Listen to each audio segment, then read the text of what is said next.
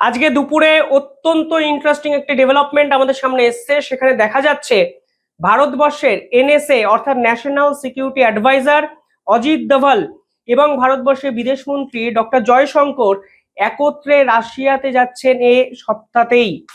অর্থাৎ আগামী 5 দিনের মধ্যে অনেক নতুন সমীকরণ কিন্তু আন্তর্জাতিক স্তরে তৈরি হতে চলেছে, যার কারিগর ভারত। এই মুহূর্তে সমীকরণগুলো বোঝার চেষ্টা করুন। ডোনাল্ড ট্রাম্প শুধুমাত্র রাশিয়ার সঙ্গে সম্পর্ক রাখার জন্য ভারতের উপর ট্যারিফ চাপিয়ে দিয়েছে। ভারতের কাছে দুটো অপশন ছিল, নয় রাশিয়ার সঙ্গে সম্পর্ক সম্পূর্ণভাবে ছেদ করে দেওয়া, দ্বিতীয়ত ডোনাল্ড ট্রাম্পকে পাল্টা দেওয়া। আর আজকে ভারত যেরকম পদক্ষেপ নিচ্ছে তাতে একটা জিনিস পরিষ্কার, ডোনাল্ড ট্রাম্প যেভাবে আমেরিকান ফার্স্ট পলিসিকে ইমপ্লিমেন্ট করতে গিয়ে ভারতের পিছনে ছুরিটা মেরেছেন, সেখান থেকে ভারত পাল্টা দেওয়ার কাজটাই কিন্তু শুরু করলেন। অনেক লেখালেখি হবে এই পদক্ষেপে, অনেক বিতর্কের সৃষ্টি হবে এবং সব থেকে বড় বিষয় হলো ডোনাল্ড ট্রাম্প বুঝতে পারবেন ভারতকে পায়ের তলায় রাখা কার্যত অসম্ভব। আর আপনি কিভাবে রাখবেন একটা দেশকে? একটা দেশ ফাস্টেস্ট গ্রোয়িং ইকোনমি, আপনি তাকে ডেড ইকোনমি বলে দিয়েছেন। ভারতবর্ষ পাল্টা দিয়েছে। আপনাদের সঙ্গে ভালো সম্পর্ক ছিল বলে আপনারা শুধুমাত্র ভারতবর্ষকে দুর্বল ভেবে ট্যারিফ ট্যারিফ খেলা খেলতে নেমে গেছেন, যার পাল্টা ভারত দেবে আগেই ঘোষণা করেছিল। আর আজকে সেরকমই এক সম্ভাবনা তৈরি হলো। তবে কেন যাচ্ছেন অজিত দোভাল এবং ডক্টর জয়শঙ্কর, আজকে এই ভিডিওতে সেগুলোই আমি আলোচনা করব। ভিডিওটি শেষ অবধি দেখবেন অত্যন্ত ইন্টারেস্টিং এবং ইম্পর্টেন্ট এক ডেভেলপমেন্ট ভারতের প্রধানমন্ত্রী নরেন্দ্র মোদী আজকে করলেন আন্তর্জাতিক স্তরে। অজিত দোভাল প্রথমত রাশিয়ায় এ মাসে 13তম ইন্টারন্যাশনাল মিটিং অফ এনএসএ অর্থাৎ গোটা বিশ্বের যত গুরুত্বপূর্ণ সিকিউরিটি অ্যাডভাইজাররা আছেন এক একটি দেশের প্রতিনিধিরা, তারা একটি মিটিং করবেন এবং সেই মিটিংয়ে অজিত দোভাল সবার আগে যোগ দেবেন। কিন্তু পরবর্তীকালে সেই মিটিংয়ে যোগ দেওয়ার পর অজিত দোভাল অন্তত 4টে বিষয় নিয়ে রাশিয়ার সঙ্গে 1:1 কথাবার্তা বলবেন। দেখুন, এই পদক্ষেপে একটা জিনিস পরিষ্কার, কোনো অবস্থাতেই রাশিয়ার পিছনে ছুরিটি ভারত মারছে না। অন্তত এক্ষেত্রে ভারত নিজেদের স্বার্থ রক্ষা করার জন্য রাশিয়াকে বলির পাঠা করছে না। আর আমরা করবই বা কেন? আমেরিকার সাথে রাশিয়ার সম্পর্ক খারাপ, তোমাদের মধ্যে যা ইচ্ছা তাই হতেই পারে। আমরা কেন তোমাদের মাঝখানে ঢুকে আমরা কেন রাশিয়ার মতো একটি বন্ধু দেশের বিপক্ষে ছুরিটি মারবো? মিটিংয়ে কি নিয়ে কথা হতে পারে? দেখুন, প্রথমে যেখানে বলা হচ্ছে সেখানে রাশিয়ার সাথে 1:1 বাইল্যাটেরাল কোঅপারেশন এবং রিজিওনাল সিকিউরিটি নিয়ে কথা হবে। অত্যন্ত ইন্টারেস্টিং একটা ডেভেলপমেন্ট।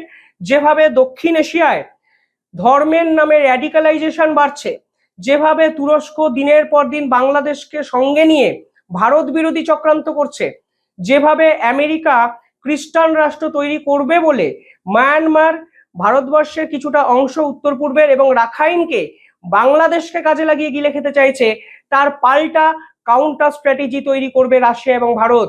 অর্থাৎ ভারত এবং রাশিয়ার জোট আরো শক্তিশালী হবে। বাইল্যাটেরাল কোঅপারেশন হবে, অর্থাৎ দ্বিপাক্ষিক একাধিক চুক্তি নিয়ে কথা হবে এবং এই চুক্তি যেন ভবিষ্যতে আরো জোরদার হয় সে বিষয়ে কিন্তু অজিত দোভাল এবং রাশিয়ার মধ্যে কিন্তু কথা হবে। তৃতীয়ত, ইসলামিক টেরোরিজম কিন্তু বাড়তে শুরু করে দিয়েছে ভারতকে কেন্দ্র করে।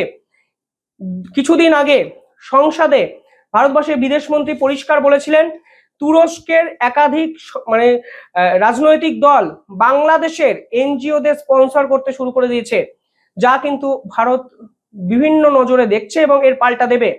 ফলে ইসলামিক র্যাডিকালাইজেশন এবং টেরোরিজম যেভাবে দক্ষিণ এশিয়ায় বাড়তে শুরু করেছে, ঠিক সেখানে ভারত এবং রাশিয়া আরো শক্তিশালী এক জোট তৈরি করবে এবং আমেরিকার প্রবল বাধা সত্ত্বেও ভারত রাশিয়ার সঙ্গে সরাসরি কাউন্টার টেরোরিজম নিয়ে কাজ করবে।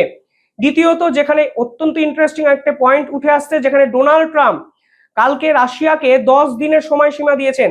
8ই আগস্ট এই সময়সীমা শেষ হচ্ছে, কিন্তু তার আগেই ডোনাল্ড ট্রাম্প ঘোষণা করে দিয়েছিলেন যে তিনি নাকি রাশিয়ার কাছে 2টো নিউক্লিয়ার সাবমেরিনকে ডিপ্লয় করে দিয়েছেন। নিউক্লিয়ার সাবমেরিন কি আপনারা জানেন?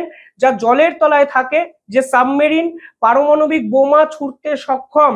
কিন্তু কোথায় ডিপ্লয় করেছে সেটা কিন্তু বলা এই মুহূর্তে আমেরিকার পক্ষে সম্ভব হয়নি এবং আমেরিকা জানায়ওনি। এই নিউক্লিয়ার সাবমেরিনের পাল্টা আমেরিকার প্রাক্তন প্রেসিডেন্ট দিয়েছেন, যিনি বর্তমানে সিকিউরিটি কাউন্সিলের চেয়ারম্যান। তিনি পরিষ্কার বলেছেন আমরাও পাল্টা পরমাণু যুদ্ধের জন্য তৈরি আছি, রাশিয়াকে দুর্বল ভাববেন না। এই মুহূর্তে অজিত দোভালের সাথে রাশিয়ার এই মেলবন্ধন, একটা জিনিস পরিষ্কার হয়ে যাচ্ছে যে আমেরিকা যেভাবে তাদের স্বার্থকে রক্ষা করতে গিয়ে রাশিয়ার বিপক্ষে যুদ্ধের হুঁশিয়ারি দিচ্ছেন, যেভাবে যুদ্ধকে ইনভাইট করছেন, ঠিক সেখানে রাশিয়া ভারতের সঙ্গে একত্রে মিলে এক শক্তিশালী জোট তৈরি করছে, যা এই মিটিং এর অন্যতম বড় এজেন্ডা বলে একাধিক জায়গায় কিন্তু প্রকাশিত হয়েছে। তৃতীয়ত, রাশিয়ার সাউথে কিন্তু টেরোরিজম অ্যাক্টিভিটি বাড়ছে, ফলে রাশিয়া কিন্তু এখানে এই টেরোরিজম অ্যাক্টিভিটিকে কাউন্টার করার জন্য তালিবানকে বিশ্বের প্রথম দেশ হিসাবে রেকগনাইজ করে দিয়েছে এবং তালিবান সরকারকে তারা কিন্তু মান্যতা দিয়েছে। ফলে তালিবান কিভাবে ভারত এবং রাশিয়ার কাজে আসতে পারে তা কিন্তু এই মিটিং এর অন্যতম গুরুত্বপূর্ণ এজেন্ডা। আপনারা জানেন তালিবান সরাসরি ভারতকে ইনভাইট করেছিল এবং তারা বলেছিল যদি পাকিস্তানকে শেষ করতে হয় তাহলে আমাদের সঙ্গে যেন হাত মেলায় ভারত। এমনকি বহুদিন পর তালিবানের সঙ্গে দ্বিপাক্ষিক আলোচনা কিন্তু শুরু করে দিয়েছে ভারত, যা কাতার, দোহা, বিভিন্ন জায়গায় কিন্তু হয়েছে। অর্থাৎ কাটা দিয়ে কাটা তোলো, যদি পাকিস্তানকে শেষ করতে হয় তালিবানের সঙ্গে সম্পর্ক বাড়াও। আর পাকিস্তান যেভাবে আমেরিকার মদতে দক্ষিণ এশিয়ায় সমস্যা তৈরি করছে, তার কাউন্টার স্ট্র্যাটেজিতে তালিবান অত্যন্ত গুরুত্বপূর্ণ অংশ হতে পারে। তার রাশিয়া ভারতকে বোঝাচ্ছে ভারত ও রাশিয়ার সঙ্গে একইভাবে কাজ করতে চাইছে পার্টিকুলার এই ইস্যুতে। 4 নম্বর যে বিষয় সামনে এসছে সেখানে বলা হচ্ছে S-400 defence missile system Bharat আরো কিনবে রাশিয়ার থেকে। অর্থাৎ আমেরিকা কিছুদিন আগে বলেছিল যে রাশিয়ার সঙ্গে ভারত যদি মিলিটারি এগ্রিমেন্ট গুলো শেষ করে তাহলে আমরা ভারতকে এক্সক্লুসিভ একাধিক ডিল দিতে প্রস্তুত। মার্কো রুবিও, আমেরিকার মিনিস্ট্রি অফ স্টেট, তিনি পরিষ্কার বলেছিলেন রাশিয়ার থেকে অস্ত্র নেয় ভারত। আজকে ভারত বুঝিয়ে দিয়েছে আমরা তো অস্ত্র নেবই, যা পারিস করে নে। S-400 ডিফেন্স সিস্টেম যেগুলো এখনো ডেলিভারি হয়নি, ইউক্রেন রাশিয়া যুদ্ধের জন্য একটু সময় বেশি লাগছে, সেই ডেলিভারি ওরিয়েন্টেড একটি মিটিং অজিত দোভাল রাশিয়ার সঙ্গে করবে এবং হতে পারে S-500 ডিফেন্স সিস্টেমকে অ্যাকুয়ার করার জন্য রাশিয়ার সঙ্গে হয়তো প্রাথমিকভাবে একটি আলোচনা অজিত দোভাল রাশিয়ার সঙ্গে করবেন। অর্থাৎ আমেরিকা পগার পার যা ইচ্ছা করে নেয়, ভারত ভারতের মতোই চলবে। এবার ডক্টর জয়শঙ্কর কেন যাচ্ছেন, আরো ইন্টারেস্টিং ডেভেলপমেন্ট। ডক্টর জয়শঙ্করের রাশিয়া যাওয়ার কোনো প্রোগ্রামই ছিল না, অজিত দোভালের প্রোগ্রামটা কিন্তু প্রি শিডিউলড ছিল। ভারতবর্ষের বিদেশমন্ত্রী রাশিয়ার সঙ্গে গিয়ে মূলত 3 থেকে 4টে টপিকে আলোচনা করবেন এবং আপনারা যদি সেই আলোচনার এজেন্ডাগুলো শোনেন দেখবেন আমেরিকা কিন্তু কোনোভাবেই খুশি হবে না। ডক্টর জয়শঙ্কর যাচ্ছেন পরের সপ্তাহতেই। তিনি সকলের আগে এনার্জি কোঅপারেশন অ্যান্ড পার্টনারশিপ নিয়ে কথাবার্তা বলবেন রাশিয়ার সঙ্গে। সেই এনার্জি নিয়ে যাবতীয় ঝুট ঝামেলা, কেন পেট্রোল কেনা হচ্ছে, কেন ক্রুড অয়েল কেনা হচ্ছে রাশিয়ার থেকে, এই তো সমস্যা।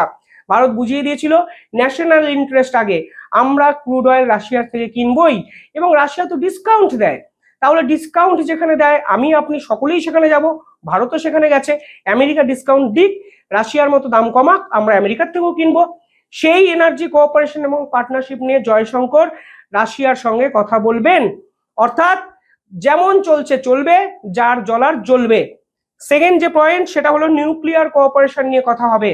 বর্তমান সময়ে নিউক্লিয়ার বোমার হুমকি হুঁশিয়ারি বিভিন্ন জায়গা থেকে আমরা শুনতে পাচ্ছি। ডোনাল্ড ট্রাম্প রাশিয়াকে দিয়েছেন, পাকিস্তান ভারতবর্ষকে দিয়েছে। এই যে নিউক্লিয়ার কোঅপারেশন কিভাবে রাশিয়ার সঙ্গে একসঙ্গে মিলে আরো আমরা জোরদার করতে পারি, যেন এই পাড়া ছুটকো ছাটকা মস্তানদের হুমকি হুঁশিয়ারিগুলোকে বাইপাস করা যায়, সেই পরিকল্পনা ডক্টর জয়শঙ্কর করছেন রাশিয়ার সঙ্গে হাত মিলিয়ে। আর কেনই বা আমরা করবো না, দেখুন রাশিয়া ভারতবর্ষের 77% defence military equipment oriented partner. ফলে আপনি তো আপনার বিশ্বাসযোগ্য ভরসাযোগ্য পার্টনারকেই ভরসা করবে নিউক্লিয়ার এনার্জিতে। তো রাশিয়ার সাথে ভারত ঠিক সেটাই করছে, যার সমস্যা সে তার নিজের সমস্যা নিয়ে থাকুক। 3 নম্বর, পার্টিকুলারলি এখানে একটি জায়গা আছে কুমেরু সভ্যতার কাছে, আর্কটিক রিজিয়ন, তা নিয়ে আমি একাধিক ভিডিও বানিয়েছি। আর্কটিক রিজিয়ন নিয়ে রাশিয়া এবং ভারত কিভাবে একসঙ্গে কাজ করতে পারে তা কিন্তু জয়শঙ্করের এজেন্ডার one of the vital point. অর্থাৎ সব মিলিয়ে দুই দেশের বাইলেটারাল ট্রেড $100 বিলিয়ন কিভাবে যাবে, কিভাবে রাশিয়া ভারতের সঙ্গে মিলিটারি এগ্রিমেন্ট গুলো আরো বাড়িয়ে নিয়ে যেতে পারে এবং কিভাবে এনার্জি সেক্টরে ভারত এবং রাশিয়া আগের মতোই কাজ করতে পারে।